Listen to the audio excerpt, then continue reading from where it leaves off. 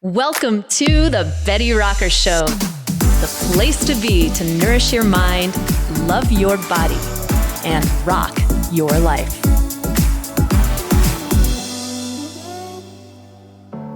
What's up, rock stars? Coach Betty Rocker here. Welcome back. It's great to spend some time with you today, and I wanted to tell you a story because I feel like last season we talked a lot about the deposits that we're making in our quote-unquote health savings account, right? That our body sort of stores for us.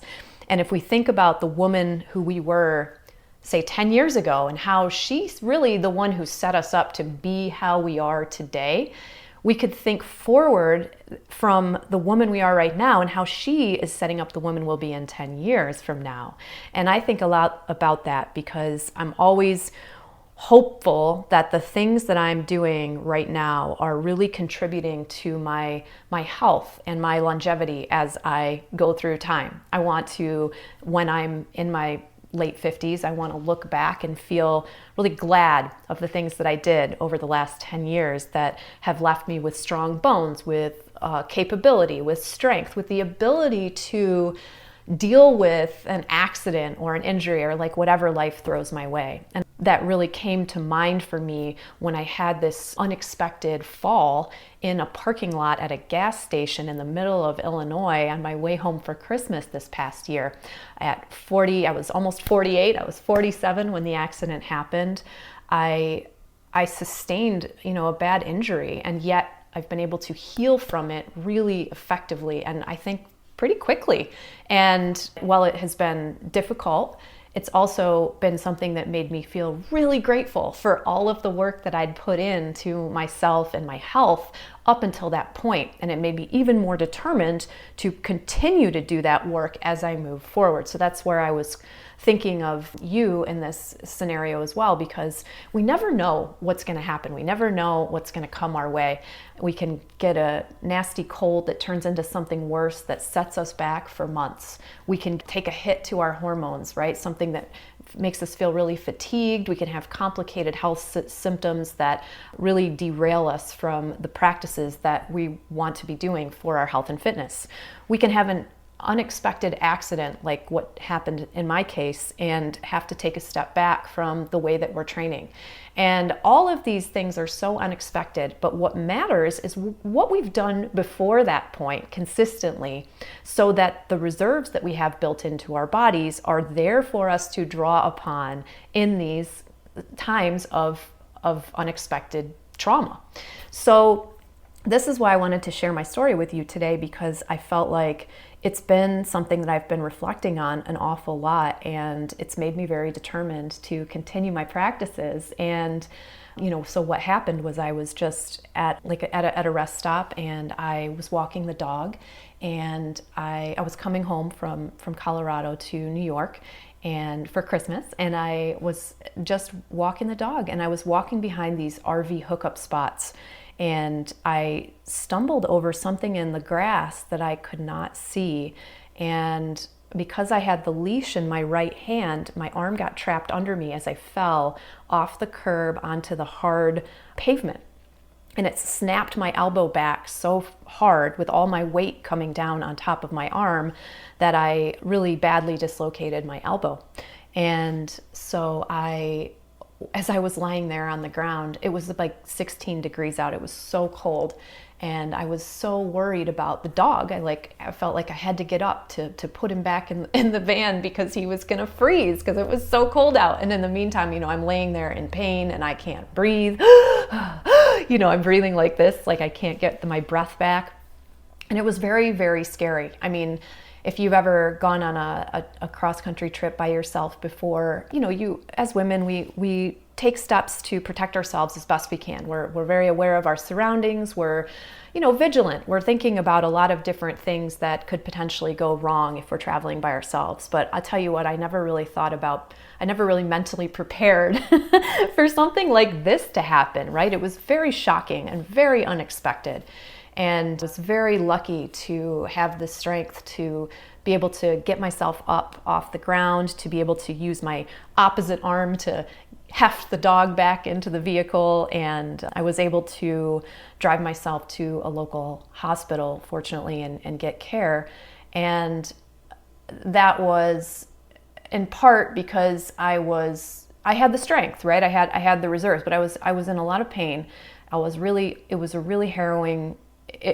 a harrowing experience. I fortunately was able to call my family and have their support in that moment that was so scary, and figure out what to do. I was anxious about leaving Bodie by himself at a gas station, and turns out there was a nice hospital just 9 miles away from where I was, and the van that I was driving has a shifter that you shift with your finger, so I didn't even have to use my other arm, the arm that was hurt. I didn't know yet, before I got to the hospital, how bad it was. I couldn't take my coat off. I couldn't really move that side of my body. And the dog was very worried, as you can imagine. But I did make it to the hospital. They took such good care of me. They had to cut my shirt off. The bone was sticking out. Oh my gosh, it was really stressful. It was really painful. But in the end, they were able to x-ray it, and they saw that it wasn't broken, and they knocked me out for a bit, put the arm back in place, put the bones back, and my wonderful Aunt Lee, who lives in Chicago, drove out and took care of me and helped me with everything. And I was very lucky to have family close by. I was very lucky to be so near a hospital. I was very lucky that I had the strength to get up and take care of myself, right? It was a very shocking experience, and it made me really grateful for all of the things that I had done up until that point of taking care of myself. Because a fall can change your life at any age. Like I take that for granted, because I think about, we think about the statistics of falls and how they're one of the leading causes of death in people over 65. But you can have a fall at any age that can really mess your life up, right? But we are really susceptible to injuries we sustain from falling or from anything as we age. And this is partly because we start to lose muscle, and as we start to lose our muscle tissue, we start to lose our own ability to protect and cushion our joints. Your reflexes might be slower if you're not regularly conditioning or exercising, and not to mention our bone tissue becomes a lot more brittle and more fragile and more prone to breaks. I had multiple people tell me, wow, I'm so surprised that you didn't break your arm, in this fall. It's much more common to see an arm be broken than to see a dislocation. And I definitely attribute that so much to doing stretching and flexibility, doing strength training, doing all of my explosive cardio, all the things, not to mention the healthy eating, the intake of more protein in the last few years because I'm in perimenopause. All of the things that I've been so diligent about and sharing with you, and that we talk about on this podcast and on my blog and in our programs and in our workout programs, they all kind of come home to you in a very realistic way when you get an injury and you see how much your work is going to pay off for you, how quickly you actually can recover and you can heal. And that's really like, what I was thinking a lot about, whether it's soft tissue damage or you've got a bone break, it does require a ton of energy and reserves from your body in order to heal. It calls on our immune system. And of course, it creates this massive inflammatory response that marshals so many of our body's resources. And a lot of people don't have those resources, and they don't have those reserves built in. So it makes it much harder to come back from an injury like that. And that can happen a lot as we age if we're not being mindful, if we're not thinking about what are the deposits that we're putting into our quote unquote health savings account within our body so that we could draw upon them in unexpected situations. When you've got that robust immune system and a strong body, if you get injured, you have the strength and reserves probably to get up and start walking, hopefully, if it's not a lower limb injury, but if you can get up and start walking soon after your injury, you're already stimulating your lymphatic system, which is going to help your immune system be stronger and help support you even quicker. If you have more muscle tissue on your body, it makes it much easier for you to be more mobile and more flexible even during your recovery process. So you can do those things that we often take for granted, like feed yourself, go to the bathroom without help, and move around. And let's not forget, mentally, we just feel more hopeful the more ability that we have. And that's really such a big part of the recovery process, is feeling like we're making progress, right? And there are just a lot of complications that can arise for someone after an injury if they're older or they haven't been taking as good of care of themselves, if they have a lower level of muscle tissue, if their tissue isn't very flexible, they might not be able to move around as freely, they might not be able to do simple tasks without some help. And there could be more complications that arise even during the healing process if they have a weakened immune system, for example. They might be more prone to getting other viruses or get sick more easily while they're trying to heal from a simple injury, for example.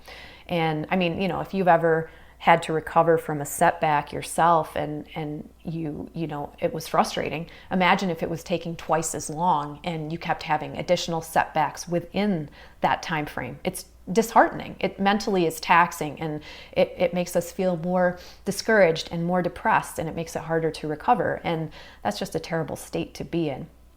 And like we said, there's this research that shows that adults over 65 are more likely to suffer from these debilitating effects that come from a fall, but it starts a lot earlier in our lives, these reasons that create the us being prone to have these exacerbated conditions, right? It's the things that we do in the years leading up to that time in our lives that are either creating the likelihood of our own frailty or the likelihood of our own strength and ability. And it's not that when we hit our 60s, we're suddenly inevitably going to be weaker. No, it's in our 40s, even as soon as our 30s, that a lot of us are gradually starting to lose our muscle tissue and our bone density is weakening until one day our reserves have just really dwindled.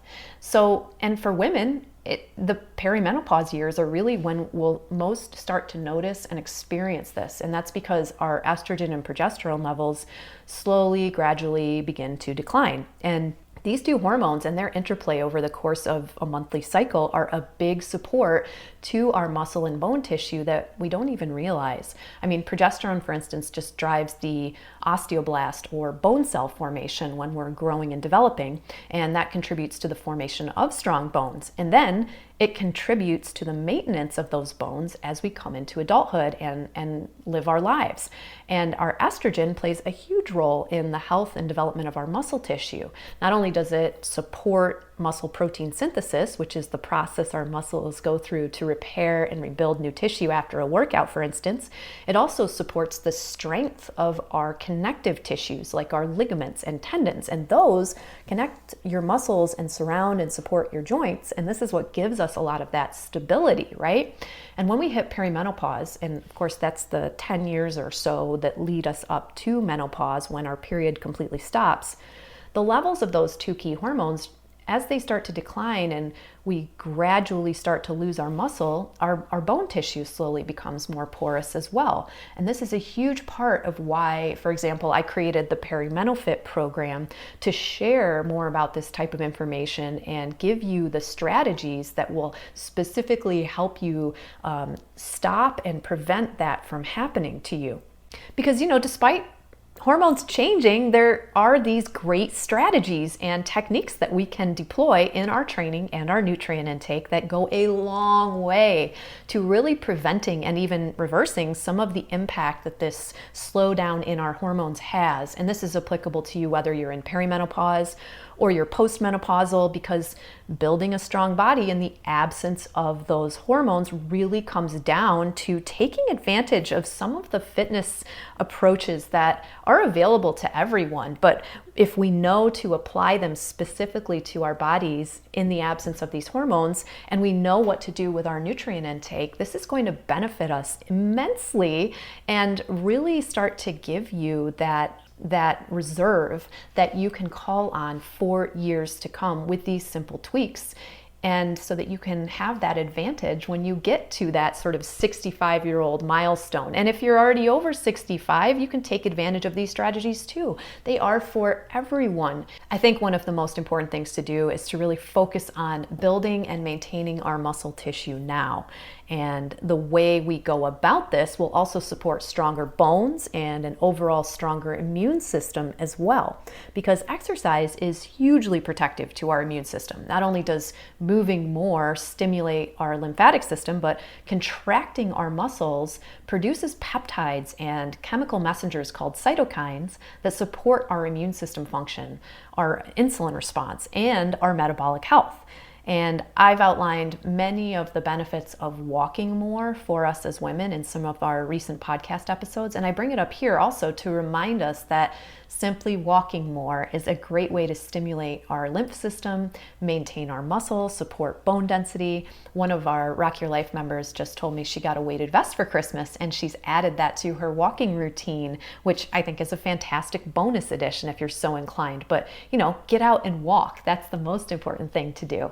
And, the way to really maintain and strengthen your muscle tissue and bones in perimenopause and into the postmenopausal years, when we lose that advantage we got from the higher levels of progesterone and estrogen, just comes down to a few key factors. So number one, resistance training, which is so important, right? Working the body against a load is what creates the stimulus that the muscle tissue and the bones respond to. And creating this healthy inflammatory response from a workout by challenging ourselves creates the repair process that then builds us back stronger than before. And not to mention, as we build muscle, we strengthen our bones, we strengthen the connective tissue around our joints, and we also really improve our metabolism. Of course, the more muscle we carry, the more effectively we're going to burn body fat. And losing our muscle inadvertently, either because we're not aware we're losing our hormone levels or because we're becoming more sedentary, is a big culprit behind why we start gaining more weight in middle age. That just becomes harder and harder to lose. But simply doing the type of training that helps to increase your muscle tissue so you can hold on to it longer and build it back if you lose it will go a long way in protecting you.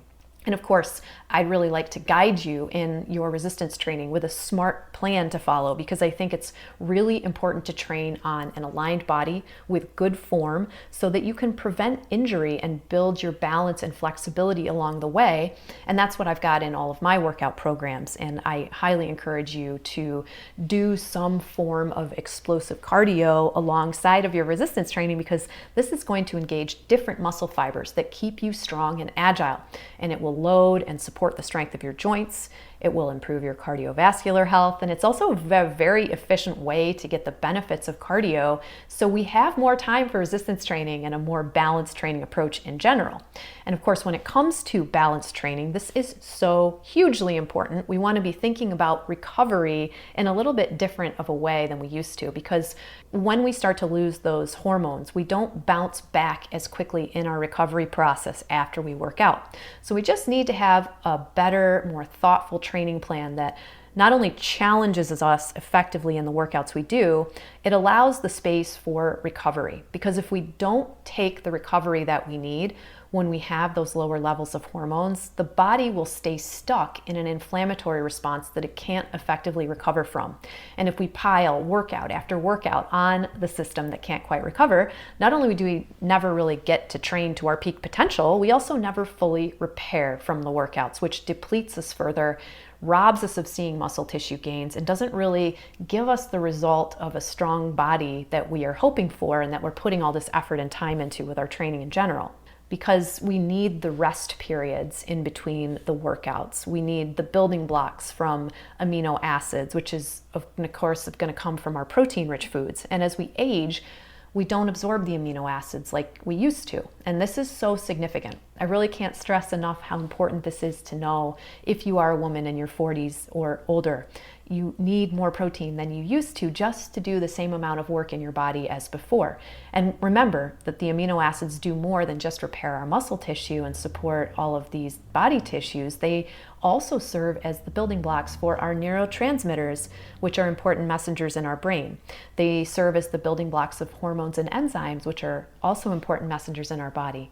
They have a lot to do with our immune health. They activate these guardian cells in our body known as NK cells, which is short for natural killer cells. And you want to activate these guys because they limit the spread of microbial infections and help eliminate harmful bacteria.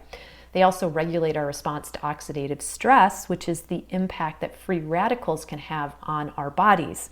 And, free radicals are a normal byproduct of our metabolic process, but they're also a byproduct of environmental pollutants, chemicals, and toxins. So, eating enough protein for your needs and your age is going to support the health of so many different things in your body, not to mention your immune health, giving you greater reserves to draw on in any situation, from simply recovering from a tough workout to getting sick or getting injured like I did. We need our protein, we need fiber-rich, nourishing whole food carbohydrates for the energy to push through our workouts. We need healthy fat to support the absorption of fat-soluble vitamins for our brain health and for so much more. We need to eat regularly. And this, I get can be hard because we do slowly lose some of our appetite as we age, but regular exercise that's challenging and stimulating is a great way to keep your appetite going stronger, and focusing on simple meals that contain the essentials is a great way to keep this from being overcomplicated. Get yourself a meal plan if that's helpful, something like my dinner plan, which I have created, that's got a ton of great recipes and it's well thought out with customizable grocery lists, so you can tell the plan how many people you're cooking for, and it will calculate the exact grocery list with what you need, and all the meals include the nutrients that you really need to thrive. Because I feel like all of this is very doable. It's very accessible, and it's easy to start small and slowly build up. And if you already have some of these things in place, but maybe you're missing one of them, now is the time to start putting them together like links in a chain, because they all work together. And sometimes people will hear me say resistance training and explosive cardio, and then they just stop hearing me after I say that. They miss the part where I say, and enough recovery. They think that more training means more results, but that just won't work.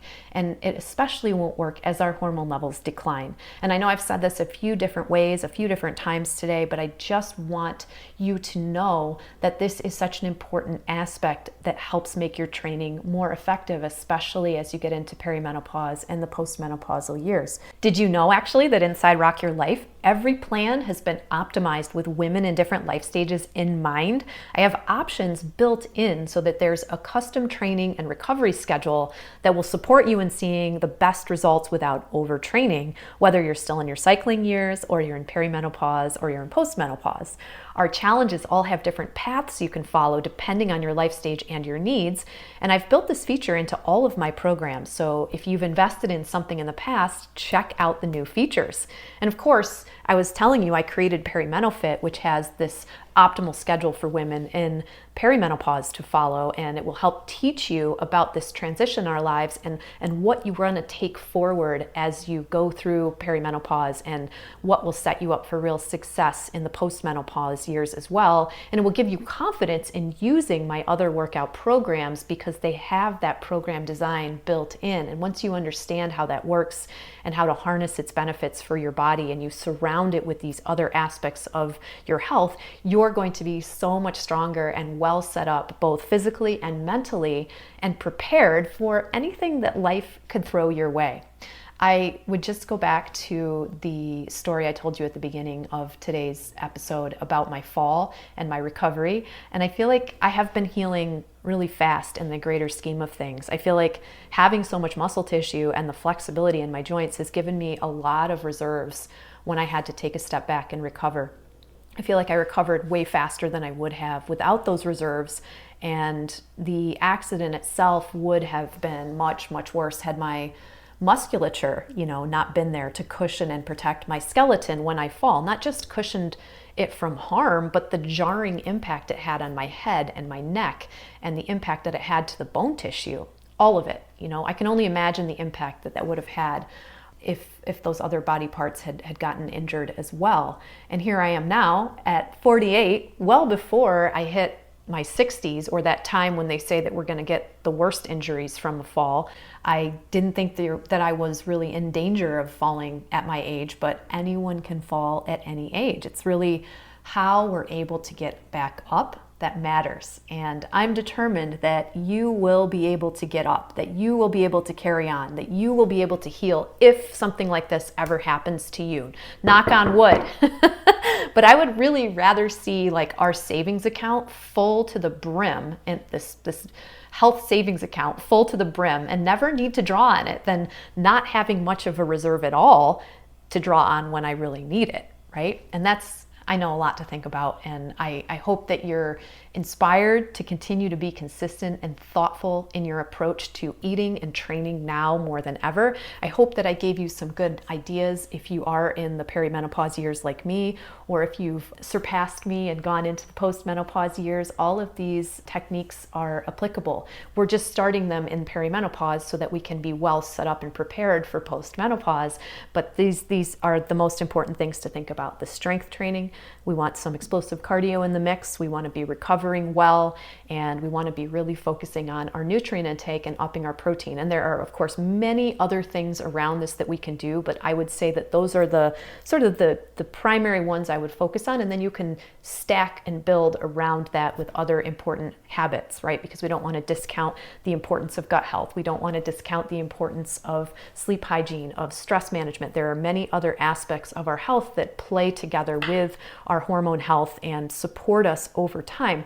But those are the big ones to focus on when it comes to the things you actively do and practice daily, like your fitness routine, right? So I want to make sure you have access to those facts and to that information, and know that I have plans available to help support you so that you aren't sort of trying to figure all this out on your own, or just not getting the response in your body that you are wanting. Because you're the main character in this story of your life, right? Our heroine. You're the heroine of our journey, and you've got 12 chapters in each year of your life. And whenever you happen to be listening to this podcast, you might just be finishing chapter 1. It might be the end of January. Or if you're listening to this in June and you've already written the first 6 chapters in your story for the year already, it doesn't matter. All that matters is what you choose to do with the rest of the time that you have. Make the most of it, take care of yourself, set yourself up each year so that you start the next volume of your life from an even stronger footing.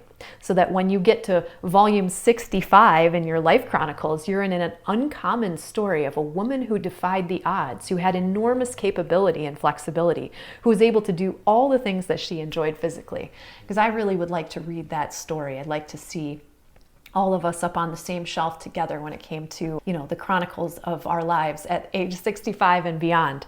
That's what I wish for you. That's what I wish for me. And that's a big reason behind why I train and why I make the time. Sometimes I feel like I take a lot of time to do food preparation, and making the time to exercise. It can be time consuming, and yet it's really a small time commitment in the greater scheme of my life that adds up to have these great dividends that I can then draw upon when I need them. And I hope that you never need to draw upon yours like I had to draw upon mine, but I sure was glad to have them there in place. So, hey, thanks for listening to my story. Thanks so much for being here and spending some time with me today. Looking forward to hearing your comments and hearing your stories.